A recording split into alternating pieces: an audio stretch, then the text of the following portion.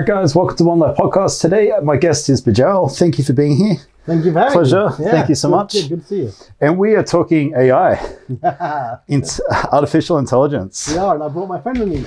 Yeah. I'm going to be honest, like 2 weeks ago, I've heard of it, didn't know too much about it. I am so obsessed now. I'm scared, but I'm also very excited.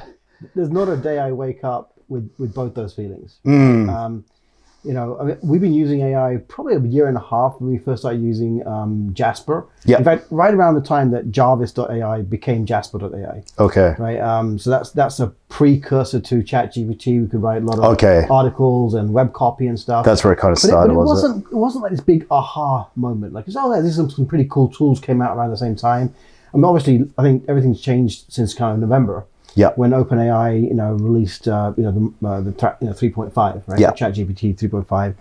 Even then, it was like, oh, okay, another new tool. But it wasn't until January that we started to really play around with it. I was like, holy crap, this is different. You know instantly, don't you? Yeah. And again, being in the virtual assistant space, I've been working with Filipinos since 2009. Like outsourcing work. Work, right? Yeah. So one of the things that they were just never great at was writing. Okay, because of the English barrier. Exactly. Yeah. So, it wasn't bad. It just wasn't great. And it certainly wasn't, like if I wanted to publish an article, unless they were trained to be in journalism or high-level English. So we kind of stayed away from, anything that was English writing related. Or if we're working with clients, they would give us templates and the VAs would just kind of work with templates. So kind of a cumbersome method. Yeah. That changed in January. Right, so that changed in January, and it wasn't until I went to an event, I believe it was in February, where the people running the event had gone. The person was a copywriter, a very fairly well-established copywriter, and he kind of started playing around with ChatGPT back in December. He started to split test the ChatGPT copy versus his copy for running ads. Oh, gotcha. And the ChatGPT copy was as good as, if not better, in terms of conversion. So he goes, shit, right? The writing was on the wall for him. It's a wake-up call. So I think it was about somewhere in mid-journey. We'll talk about mid-journey. Yeah, we'll get to that one. Mid-January, where he basically just woke up one day and said, I need to change my career, kind of thing. Oh, okay. And so they went from conceiving an idea for a 2-day event to pulling off a 2-day event literally in 4 weeks. The curriculum was created by ChatGPT. The presentation was created by ChatGPT. The ad copy was created by ChatGPT. The Facebook ads were created by ChatGPT. The scripts were created by the whole thing, basically, right? And this is me asking him, how long did it take you guys? He said 4 weeks. If anyone has ever done a live event, it takes months of planning, right? I mean, it's very hard to pull off. But in person, they sold it out in Vegas. Now they're touring the country.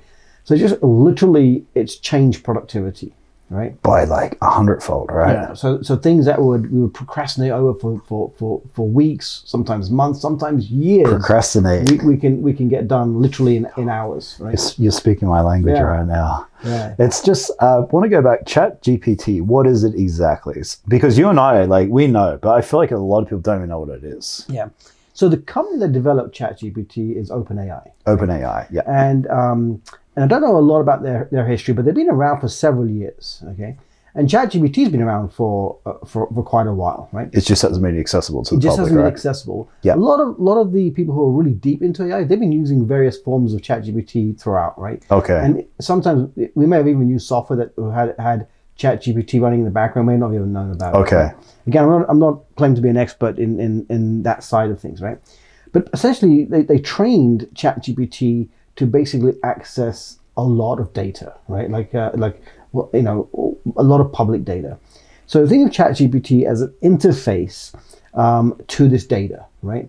And we talk to it kind of like we might talk to a human being. Right? When you say data, you're talking about the whole internet, right? Up to 2020, is that correct? I think it's 2021, but so basically it's just the last 2 years it doesn't. So anything that's been put on the internet, correct, it's got access to. So if there's any book that you wanted to, I saw that you've got a sign here, The One Thing, right? So in the old days we'd buy the book, maybe we'd whatever. Now you can just ChatGPT and say, hey, please summarize the 10 most critical points of this book in 22 words, in 22 or words, right? 33, or Now, I'm not saying that the depth of knowledge that you might get from reading a book is not relevant. I'm saying is that in this fast-paced life, where we have to use access data, use data far more rapidly, it can do a lot in terms of summation.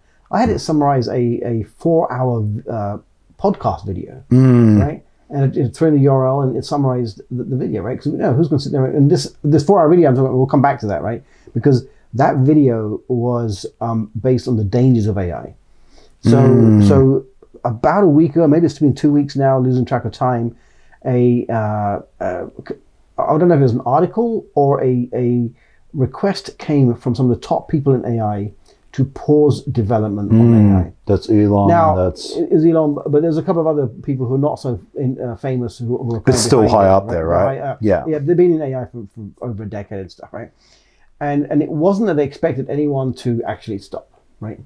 What they were saying is that human intelligence isn't at a place where it needs to be to properly govern and steer AI. Gotcha.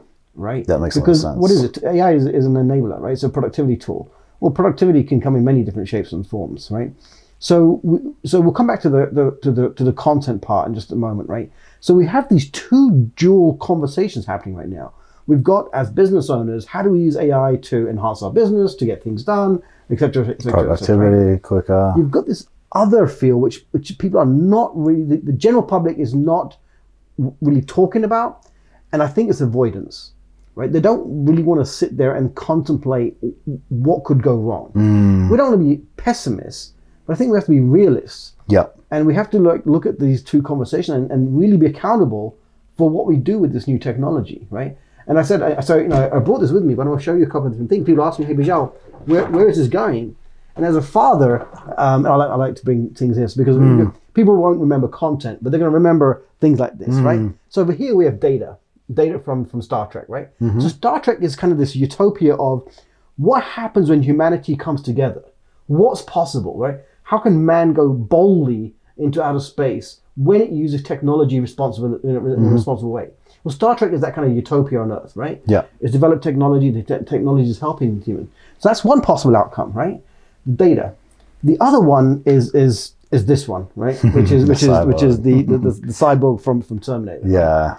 Now, what a lot of people don't know is that if you kind of go on YouTube and start doing TEDx talks on AI, you may come across a few videos that I came across that talk about the military use of AI about 5-7 years ago. Oh, really? 5 years ago. Because TED Talk's always the way to find what's coming. Right. And remember, 5 to 7 years ago. And it was scary back then. Right. So we have to come back to that old premise, which is what's in the public domain isn't often reflective of what's in the private and military domain. No, it's like when drones came out. Drones have been around for 20 years before they were accessible to the public. And some of the stuff that I saw on these TEDx talks, it scared me back then. Gotcha. Right? So who knows what that technology is like. And now you take that, let's put that conversation aside for a second, and now you talk about what's going on in the world generally speaking.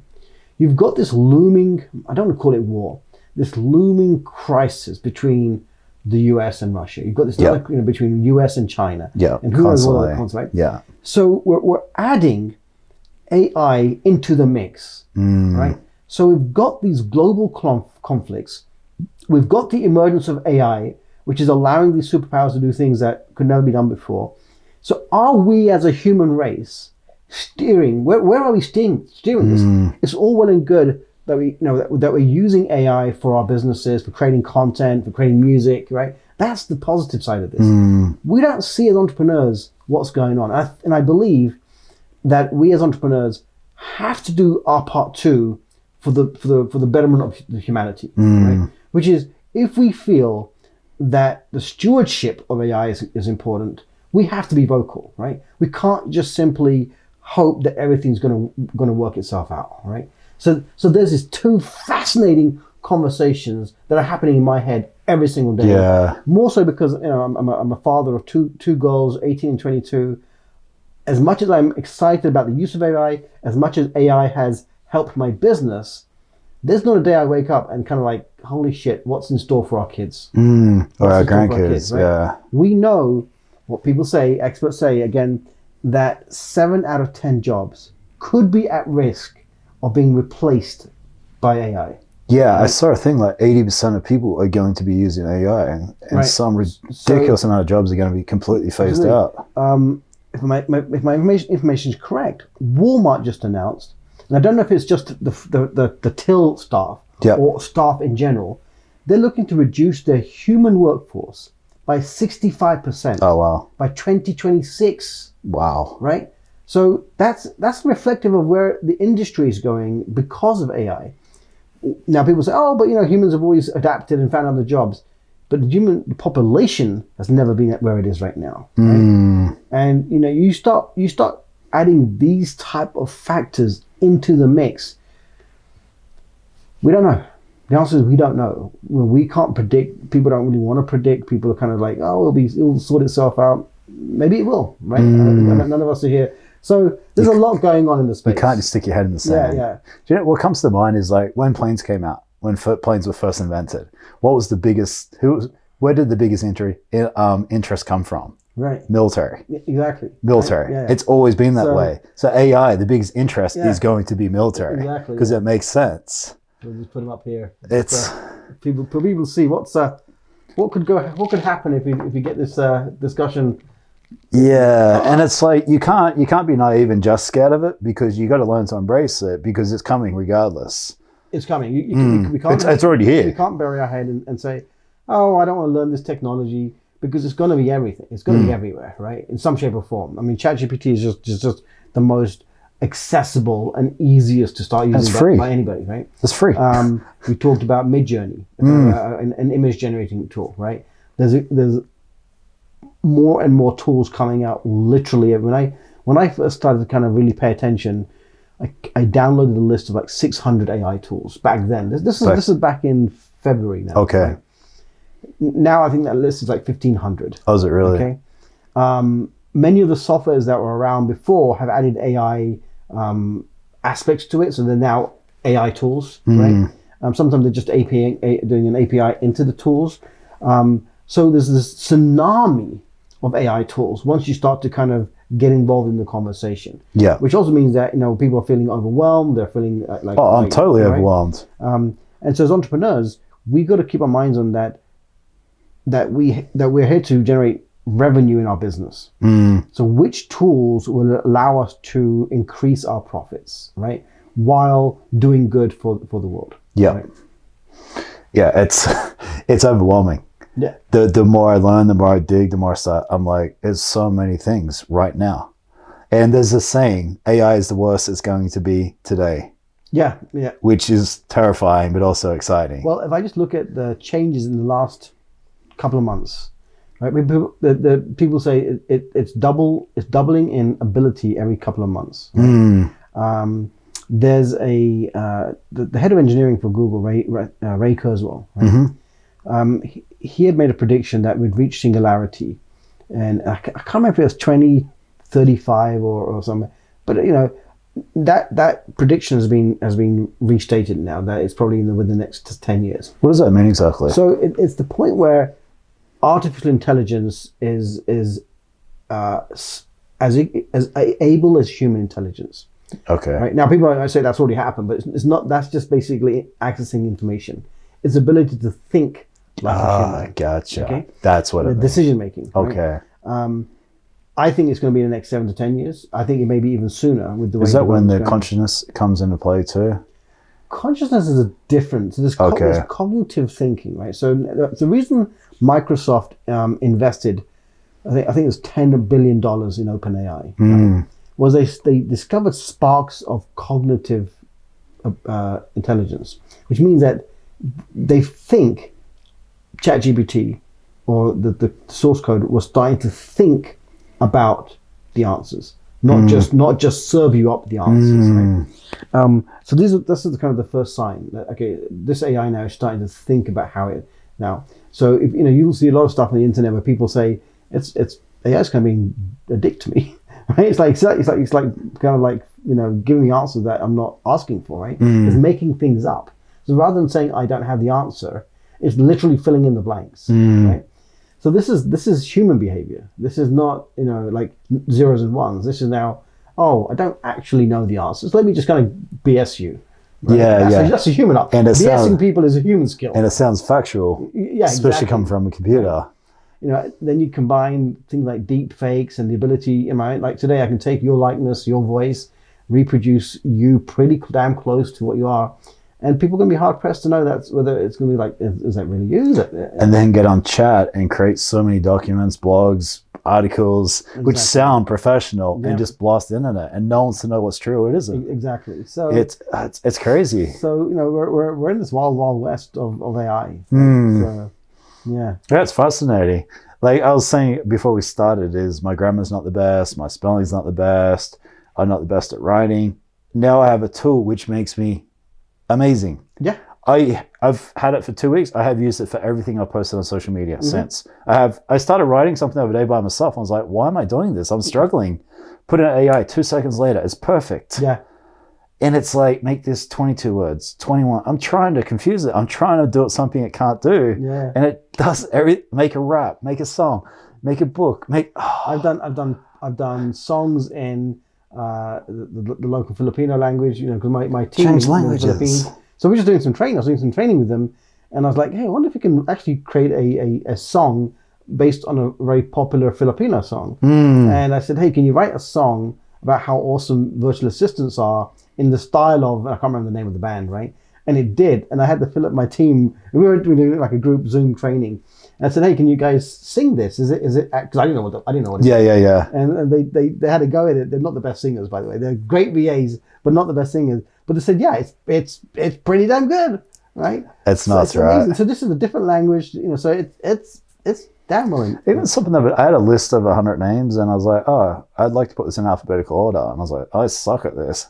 Put in. It's like, geez, just the simple things, but also like the high end things. So you know, so I have 2 daughters, and about 10 years ago, I created a course called the Personality Success Blueprint. Personality Success Right? Blueprint. And what I had this as an entrepreneur, what I had this kind of this aha back then, which is a lot of times entrepreneurs struggle if they've chosen the wrong path. They've chosen a path that doesn't align with their personality. Okay.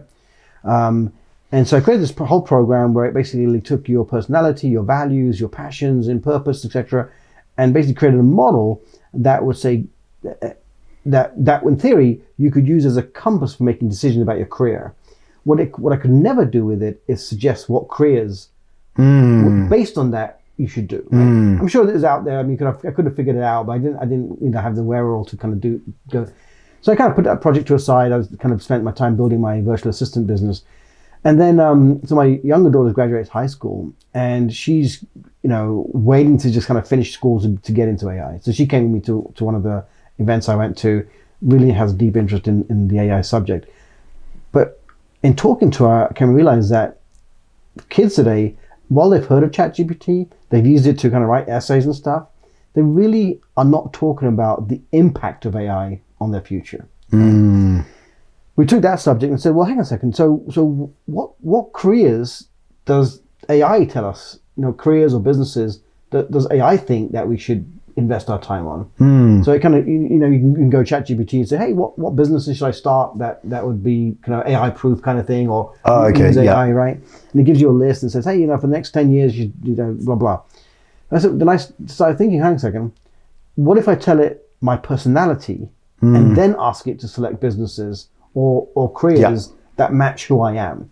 So we've been working on that with my daughter, and it's been incredible. It's amazing, right? Right now, we can create a career path for, I mean, we designed it kind of for teenagers, but really for anybody who's kind of like, what do I do next, right? Based on who they are, their personalities, their values, etc. Yeah, their interests, they develop like natural skills, what they're good so at. we can go from having just zero clue about what to do, right, to not just coming up with their personality profile, but their what kind of careers or businesses to start based on there.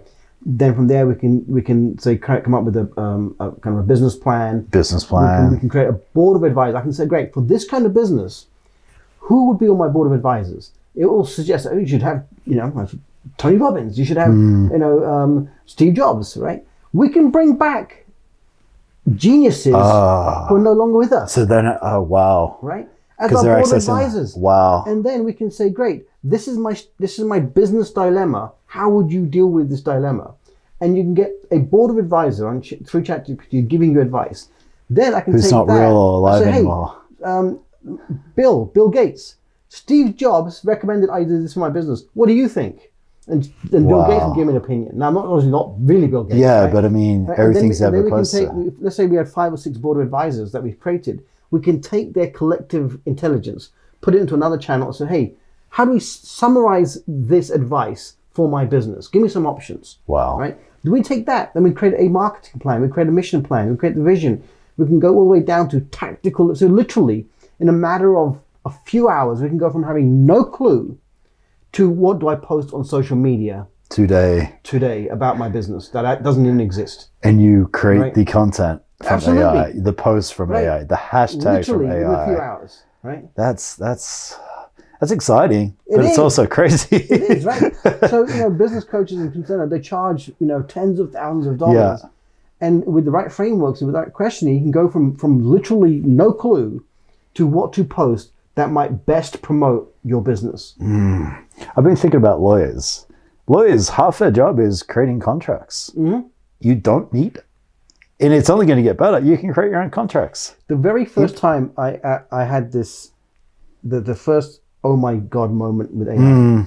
So the former Attorney General of Nevada is a friend of mine. His Okay. name is George Chanos. But I was having a casual conversation with, once a month, once every couple of months we meet for lunch. I say, hey, George, so of the many careers and stuff, the lawyers are pretty safe. He goes, oh no. So what do you mean? He goes, well, law is basically data. It's information, right? Case law. Yeah. He goes, well, right, today, you hire an army of interns or junior lawyers to kind of go through and find the case law and prepare something for the senior. Yeah. He goes, minutes. Minutes. Just as good, if not better. Right?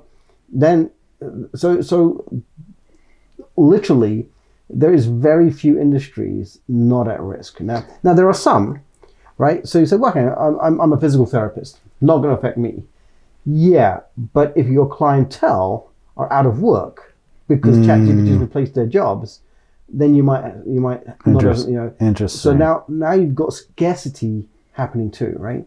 So we shouldn't sit around thinking it's not going to affect us. Yeah, you got to be kind of proactive, right? Yeah. I'm a photographer. I'm a content creator. And you can edit your own videos with AI now. Yeah. I'm using Midjourney and I'm creating my own photo and they're amazing. Yeah. They're amazing. Amazing photos. They're so good. There's other. I think it's called Flicky. And I it's think so it much is. fun. It's Flicky. So you take a video script, right? You take a video script, you feed it into Flicky, and it breaks it up into chunks, and it auto suggests B-roll based on the keywords in the script. Then eventually it's going to be able to create that It's- B-roll. Not eventually, it can do it right now. I can do it right now. It literally just press produce, and it produces a video from the script with suggested B-roll. If you get still suggest, because it'll suggest different images or different videos to put into the B-roll. But this will take an editor hours. Now, I will say this: today, some of the content is so-so. Today, That's the right? thing. Going back to this is the worst it's going to be. A month from now, different story, right? I mean, they're already talking about ChatGPT pre-GPT 5, I'll right? tell you this is hilarious. So a very good friend of mine, 2 friends of mine, are working on a piece of content, right, or a project, and one of them was delaying sending some material to the other one. So the other one took his voice sample, ran it through 11 labs, right, and created an audio track that he never said. Okay. He then sent him the audio track and said, hey, thanks for the audio track. So the person whose voice it was said, you're welcome. He himself didn't realize it was not. He just thought he had done it and forgot about it. Jeez. That's scary. It's scary, right? It's fascinating. It's scary. We've got to start thinking differently, essentially. Right? I'm so glad to hear that you're on the same side as I am. You're fascinated, but you're also nervous. Yeah. And I always think about computers, technology is pretty quick. Internet was quicker. Social media was quicker. This is probably 10-fold, 100-fold. it's at a pace that we mentally cannot stay pace. And correct me if I'm wrong. Every time we input something, we correct something, we do something, it's constantly getting better, correct? Getting better, and the information. So I haven't fact checked this, but I remember reading it somewhere. Some Samsung engineers had used ChatGPT to either correct their code or clean up their code or something, right? Proprietary. They put it in the ChatGPT and said, hey, can you help clean up the code or whatever? That's now public domain, right? So if a competitor maybe, hey, what's Samsung's patent, blah, blah, blah, it could potentially pull it up, right? So just so as a user, remember, whatever you're typing in, don't put in personal information. Because it's now public domain. That's interesting. Well, a question I had is, if I start to make everything autonomous, my emails, my replies, and the other person's doing the same thing, is anyone ever doing anything, or is it just computer on computer, back and forwards? That's a great question, right? I mean, it's even today, 90% of the replies I think my VAs are doing on behalf of their client is ChatGPT assisted, right? Could it get to a point where those replies could become 100% automated? Possibly. Right? And the replies to that is... And so you're right. So you basically got these two AI bots just kind of going back and forward. And no, it's not achieving anything, right? I've literally been thinking about this. Like, it's very rare I've been so invested in something. I'm just like, wow, this is going to change the world. It is. Yeah. Like I said, I wake up and go to sleep with these two thoughts on my mind. Again, people say, Beejel, you're kind of being, a little bit negative. I was like, I'm not. I don't think I'm being negative. No, it's realist, like you said. I mean, my daughter's 9, and I'm like, what? Okay, here's a question. So you know who Gary Vee is, right? Yep. So Gary Vee always talks about, why do you need to remember who the 16th president is when you can pick up your phone or ask your phone, it's going to tell you. So he's talking about the schooling system is so outdated and it needs to be changed. What do you teach kids at school now with AI? Like what? I'm glad you asked me that question. That's a fascinating question, right? So for the last 3 years or so, one of my clients is called Financial Freedom, FUN, Financial Freedom. They're a UK-based company. Okay. And they've been producing curriculum for kids and teens, basically how to become money smart and how to become entrepreneurs. There is, this may be the most critical time as parents that we have to ask the tough questions. Are the schools truly preparing our kids for the future? Because it isn't going to be about memory skills, right? It isn't going to be... That's what school is, though, when we're... Like, right? I'm 43. I'm not sure how old you are, but it was always just remembering stuff. Right. And so you asked me the question, what do schools teach? I don't think the schools even know what to teach. I, as a father, can't even tell my kids, hey, do this subject because it's going to be AI-proof, right? And you're in the industry. Right. What we can do, though, is mentally prepare our kids. Right? What are the skills of entrepreneurship, right? Resiliency, critical thinking, problem solving, right? You take a hit, you get back up, right? Because when we have that, we will find a way. We'll no matter what, no matter what, right? So while the subjects may change, right? While the methods of learning may change, while ChatGPT can change, like is writing essays really relevant now in the future, right? So why punish our kids?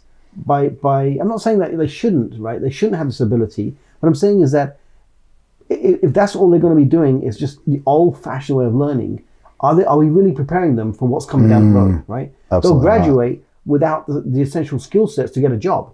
Because number one job right now is prompt engineering, right? The ability to talk to AI. Right? Go in depth on that, just so the listeners understand. So prompt engineering essentially.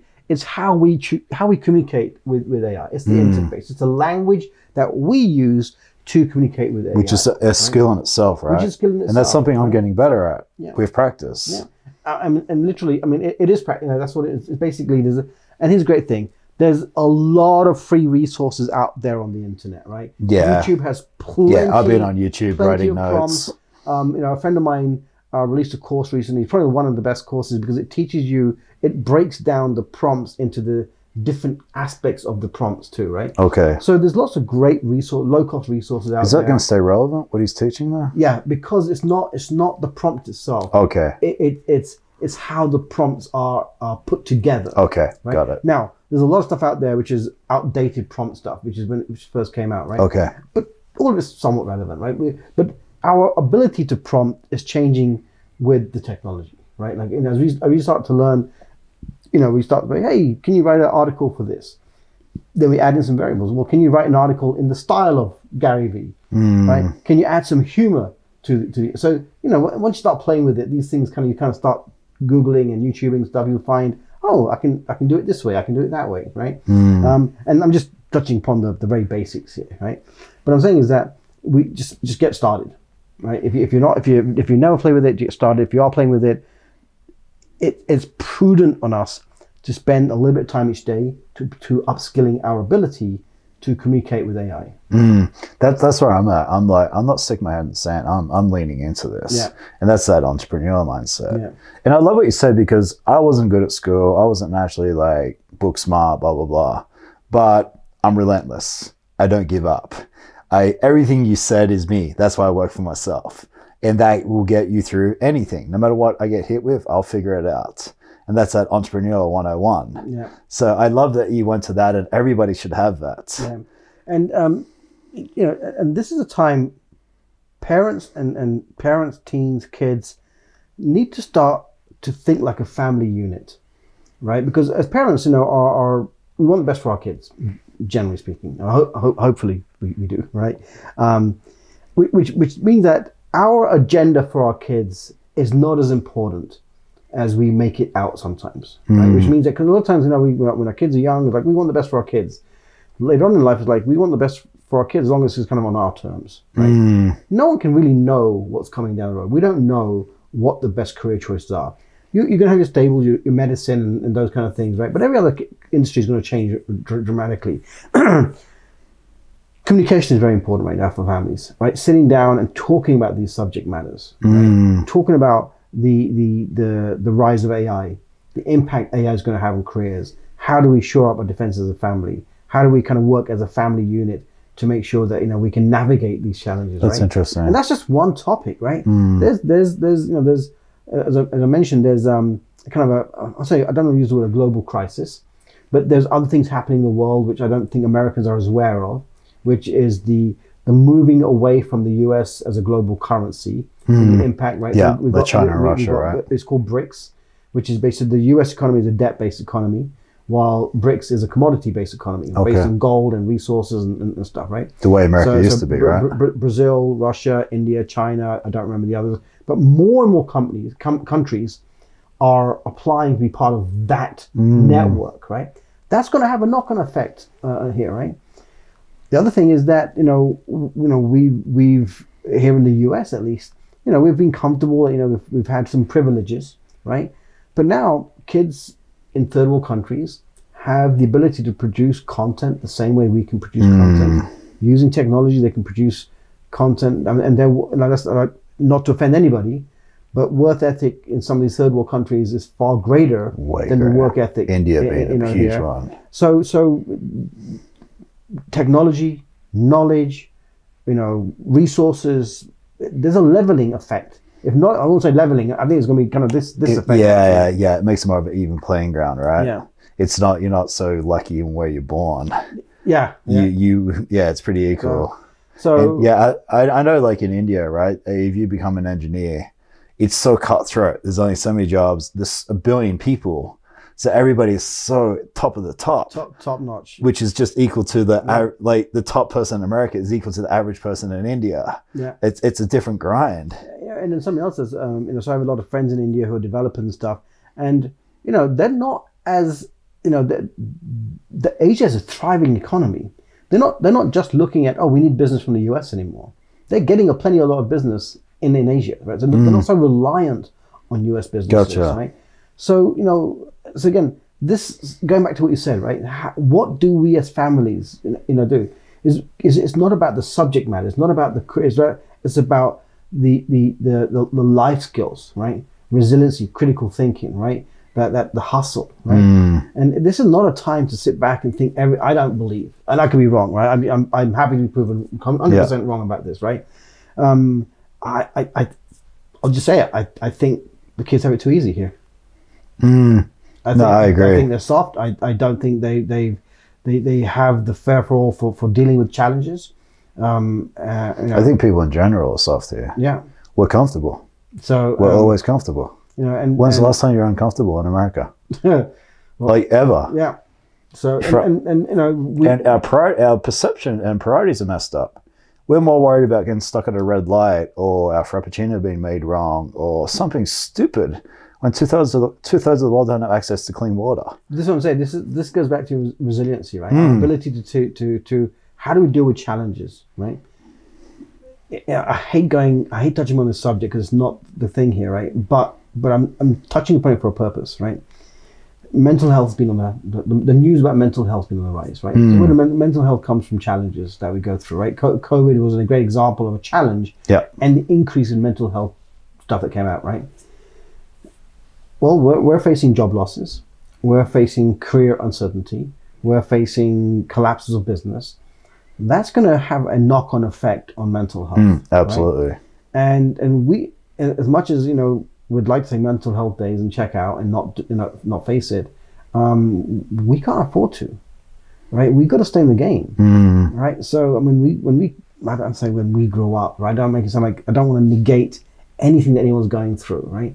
But we've been through challenges. And I was having this, I won't even talk about anybody listening. I'm just going to talk about myself and my family, right? So my daughter's going to we'll have these mental health conversations, right? And when you're going through stuff, you feel like it's only you, like you're the one going through it. Absolutely. And parents don't relate, right? And I had to have a sit down talk with them. So look, we've been in a place where we could barely put food on the table, could barely make rent. We had to beg, borrow, and not steal. But literally, it got to that point, right? There's times I felt suicidal because I had a higher expectation of myself, right?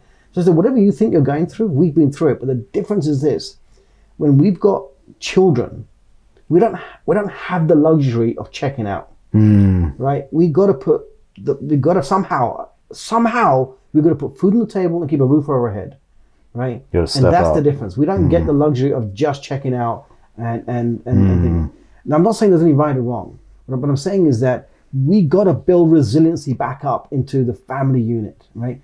Because hey, worst case scenario, nothing I'm saying is going to happen. Everything's going to be perfectly fine. Plenty of jobs. We'll sail through it. No problem. Everything I'm saying will be like, he was wrong. Right?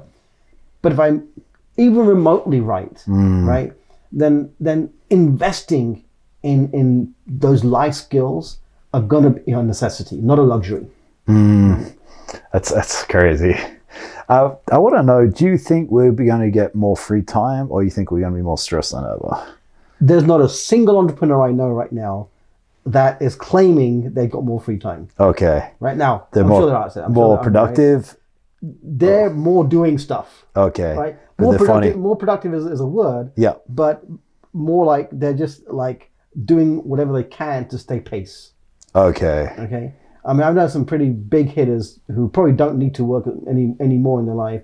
They're coming out of retirement, but they're entrepreneurs. Entrepreneurs don't really retire. Right? Yeah. They just kind of pivot and they're hustling, right? So in theory, should we be getting more free time? Well, yeah, because we're producing faster. But I'm not seeing that translate into more lifestyle time, right?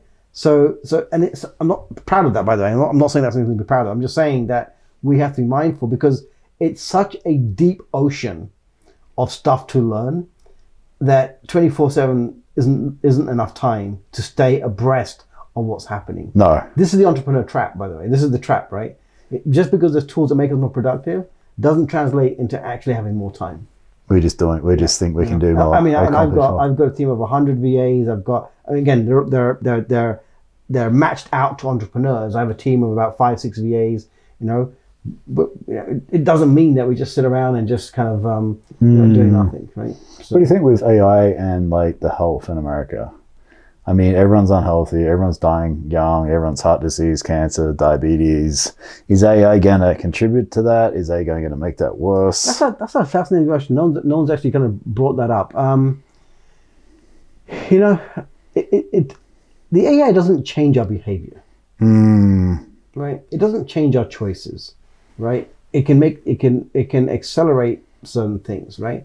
So in theory, if we're becoming more productive, we should be able to work less by producing the same Go back result, to what you're just saying, right? yeah. Which means that, hey, I can what take me 40 hours, I can get done in 20 hours.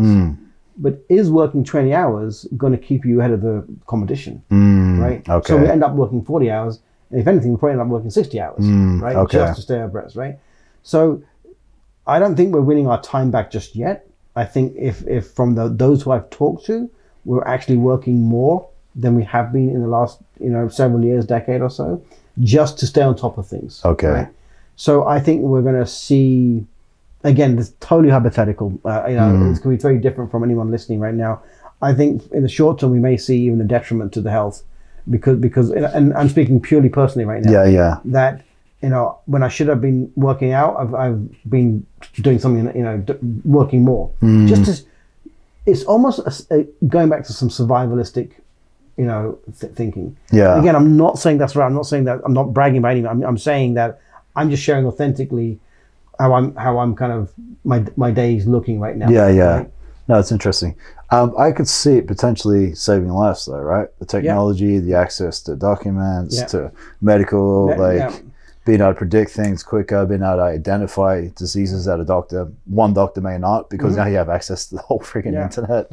Well, look, in theory, I've done some tests. I've had ChatGPT become a nutritional coach. I've had it as a fitness coach. Right? That's amazing, right? So and again, it gives really good sound, and it can create a nutritional plan for you. It can create your let's touch on that. I forgot all about that. Yeah, you can be like, I need to burn 2,500 calories per day for me to be in a deficit to lose weight.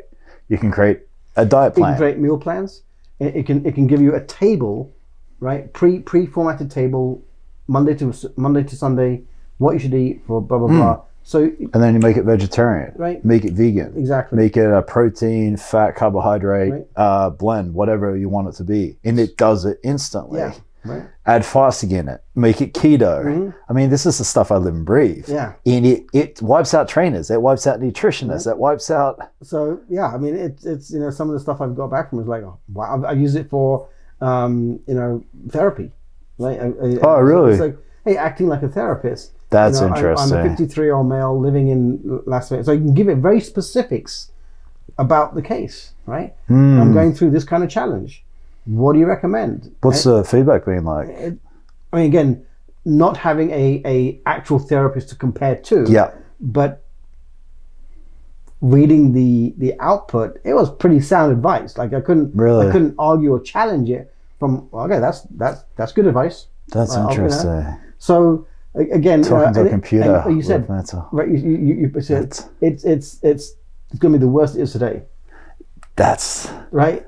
I always think about that. I tell everybody that when we think about how good it actually is today, it's amazing today. Right? And if it never got better, it's good. It's amazing. It's today, amazing. right? I would never change it. Right.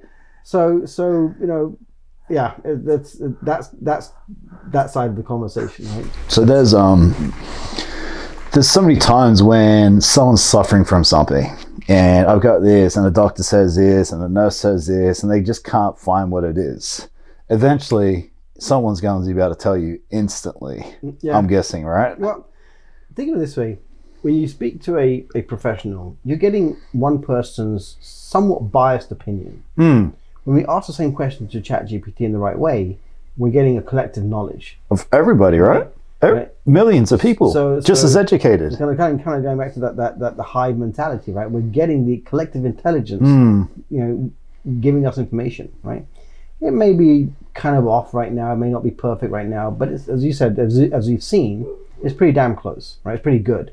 So, that's the benefit. It's like it's giving it its biased opinion, but at least it's pulling from different sources. A lot more different. So, what do you think about as like the stock exchange, investing, picking up on trends, manipulating? Like, do you think it can work in your favor for making more money? I have to believe it can. It's not my area of expertise, and I so I don't want to claim that what it can and can't do. Yeah, but is that something you thought about though? But yeah, because I mean, trading is reading data and making decisions, right? It can do that far faster and more accurately than any human can. Right? So bot trading has already been around for a few years. It's only gonna get better at its ability to spot trends and pull in data that that individual simply cannot do. Right? So it's probably going to change the way we invest. Right? But now everybody's got the same technology. Right? That's true. So what does that mean? Like, if that's a very good point. So it's like, so how does that? So really, what it means is those who have access to the technology, those who know how to use the technology, are going to fare far better. So the divide between those who have and those who have not is going to widen. It's going to widen at a very, I believe, could be wrong, at a very rapid pace, to the point that it could be very detrimental to some people. That's interesting. I've heard this is like the modern gold rush. Many ways. It's a technology gold rush. Someone right now looking to take advantage of this, make some money. What do you recommend? Is it just learning AI? Is it creating like talk to me about that. What should people be doing to cash in on this? The very first thing is just becoming aware of the conversation. Okay. It's not to rush into anything. What percent of the population think actually are aware of this? 20%? That's quite small, isn't it? I think it's a micro percentage still, right? Because the thing is, when you study it, you watch the content, you start getting fed more, and you think that everyone's into it. There's people who are already using it to make money. Right? Yeah. So a lot of so I'm in part of a lot of mastermind groups and stuff. So I know that there's some business owners who have actively been using AI, well, not just recently, but for quite a while. But that's such a small percent, isn't it? Micro percentage, right? Yeah. There are a lot of people right now who are jumping on the bandwagon and creating courses on AI. And then there's people who are developing AI tools, right? But we're still talking micro percentages, right? So the general public are hearing about it, but they don't have the same entrepreneurial way of using the information. Yeah. So they're not just jumping into it and creating businesses. They're just like, oh, I can write a poem to my wife. I can write a book, right? Yeah. Cheat on this essay. So that's all great, right? So I think the wave of how do I use it to really enhance my career? How do I use it to start a new business? It's kind of coming now, right? And I just talked to you earlier. Now we can take someone from zero idea to literally a social media content calendar, even content, including images, within a matter of hours. And it can do it. It can post for you. So that's the speed that which we can do things now that we simply couldn't do. It's hard to get head around, isn't it? It is. It's very hard to get head around. And so there's gonna be some people going to embrace that ability, and they're going to become rock stars. Yeah. Right. Others are going to fall back on their beliefs, their patterns, technology is not for me. It's kind of like social media, right? Yeah, it's like, right. So yeah. And there's probably going to be a consequence to that, right? What that consequence is, I don't know. Right? No one can really predict that, and maybe it's not such a big deal. But I've got to hedge my bets with it's going to be a game changer. I mean, it's already a game changer. I just think that the true impact we haven't started seeing just yet. Right. I think like in my 40s, and I was in the mix where I could not get involved in social media, or I could go out of my way to learn it. And because I'm an entrepreneur, I went out of my way to learn it because it's such a powerful tool. But there's so many people you talk to, I'm too old, I don't want to get involved. AI is that's even down here now. Like, this is for 20-year-olds. So you and I, we can't ignore it. We'll be phased out. We'll be non-existent. Yeah. It kind of scares me how far behind some people are going to get left. Yeah. It's because it evolves so quickly and it does so much. It's like, if you're not on it, you're about to get again, I mean, left in the dust. Living and breathing it, and I feel far behind, right? And I feel like I'm falling further behind every single day. Right? It's that saying, the more I learn, the less I realize I know. That's what AI is. Exactly, 100%. I read a lot, and I always think about that. The more I read, the more I learn, the less I know. But AI is like that on steroids type. The benefit is, though, that there can be a potentially quick catch-up curve, right? So even if you can, even if you just coming from I'm feeling behind to just start with a few baby steps, can get you, and that's the beauty of it, right? It's to catch up to what a lot of people know who've been in it for a while. Yeah, it isn't like we're 4 months ahead. You can have zero experience, and after kind of a week of playing with it, have the same ability as you. Yeah, that's kind of how I feel after 2 weeks. I feel like I'm pretty good. So it's the catch-up curve's pretty quick, right? Right? What you got a couple of favorite AI tools that you recommend? There's quite a few, right? Give me some new ones. ChatGPT. Do you use 4? I'm guessing. Which one? You use 4? 4? Yeah. No. I use 3. Sorry. Yeah. I think 4. Yeah, absolutely. Yeah. A lot of plugins as well. I really have enjoyed Midjourney as a tool. What are you doing with Midjourney? Just images that relate. So I do a lot of presentations. So I've replaced a lot of the images in my presentation with Midjourney images. Right now we're playing the different 11 Labs for audio. Right. What's that? Talk to me about that. So 11 Labs basically you put in a script. You can choose a voice, or you can put your voice sample in. Oh, it'll actually replicate. And it actually will create. Does it do it good? Oh yeah. That's what I needed. Right. Because I'm reading my scripts right now, and I was like, I know there's one out there. I just couldn't find one that would just get my voice right. Yeah, and there's another one, the video tool. What's it called again? That's 11 Labs. I got to get on that. And there's a couple of video tools, which the names escape me right now. Flicky is one of them, but there's so many out there. Right? But there's a few compartments to think about, right? There's the text, right? Text information is kind of the realm of ChatGPT. Right? Yeah. There's a few, but that's your staple, right? At the moment. I just read, I think China is releasing their challenge to ChatGPT. Oh, interesting. Either just released it or about to release it, right? Okay. So, then you've obviously got Bing, and you've got Bard from Google and stuff, which I played around with, but so far I'm not being overly impressed right now. Then you've got your image tools, Midjourney, Blue Willow, Stable Diffusion. Then you've got your audio tools, right? And then you've got your video tools, and then you've got kind of automation tools, right? Okay. And everything kind of in between, right? So the key thing, and presentation tools, and etc., right? So the key thing is, and again, coming from an entrepreneur perspective here, and whether it's AI or whatever, it's like I always say, what tool is going to help you based on what you're doing versus going down a rabbit hole of something else. Yeah. So distraction is a number one killer of productivity, right? Unless it's going to help you produce the result you need to produce in the future. Right? Okay. So if you're doing a lot of stuff with video, then by all means go spend some time with video tools, because the long term is going to save you time. Yeah. Right. But what a lot of people do is they spend hours and hours and hours, doing stuff like playing around. Once you start playing around with Midjourney, you can be there for hours. So right? Easy.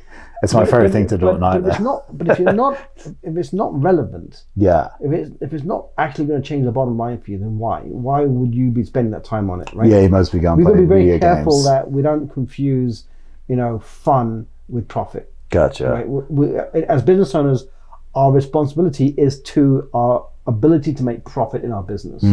So how can these tools help us make profit in our business? That's interesting. We've got to keep that in mind, because it's very easy to kind of drown in the busyness of AI and forgetting the business of AI. You got me thinking now. I like that. The different, you got ChatGPT, which is like, I think 2021 you said, or something, right? And then you got Bing, which is live. What is the biggest difference with that? I don't honestly know. I don't know if it is if it's trained on a different system, whatever. My use of Bing, my limited use of Bing, is I haven't been impressed by the results. Some okay. It'll just say, I don't have an answer for you, and to simple stuff. So I haven't really quite figured it out. And because ChatGPT today does everything I need it to do, I'm not trying to jump from ship to ship. But eventually, if something happens today, it's going to be in there where it's going to use that data. I mean, the browsers have all kind of, Bard is there as well from Google as well. So it's going to be integrated into any text, thing we do. Okay. Anything else you want to touch on before we finish up? No. Look, if you're listening to this and you're a business owner, right? Which some of you might be. It's what we've done when ChatGPT and everything really started to make headlines, is we started to train our team of virtual assistants in the Philippines, right? Okay. Because our focus is productivity. Productivity is in the old-fashioned use of the word productivity is what do we produce? In my use of the word is it's how do we produce the right results in the most time-effective way possible. Yeah. Okay. And if we as business owners are doing things that either technology can do or people in the Philippines or any other part of the world can do for about $5 per hour, then we cannot live up to our potential. Yeah. Right? We're bogged down by menial, repetitive tasks. Often we don't like doing them, so we're not really enjoying running our businesses, because of that. The tedious work, right? Keep your mind on productivity. And if for any reason, myself or my team in the Philippines can help people with that, we do a lot of admin, billing, invoicing, customer service, client onboarding, social media, LinkedIn, those, video editing stuff. $5 per hour. So if you catch yourself doing things that either virtual assistants can do, or we call them vital assistants, because now the word virtual is not real, right? Vital, I like that. And the word virtual is actually now being owned by AI, right? So now the industry which is known, human beings as virtual assistants is changing because virtual assistants as a word is now being tagged to AI. So I call them vital assistants. They're still VAs, but vital is important. They're doing the important busy work for us so we can stay productive. I love it. Yeah. What honestly, what a fascinating conversation. I love it. We could talk all day. Yeah.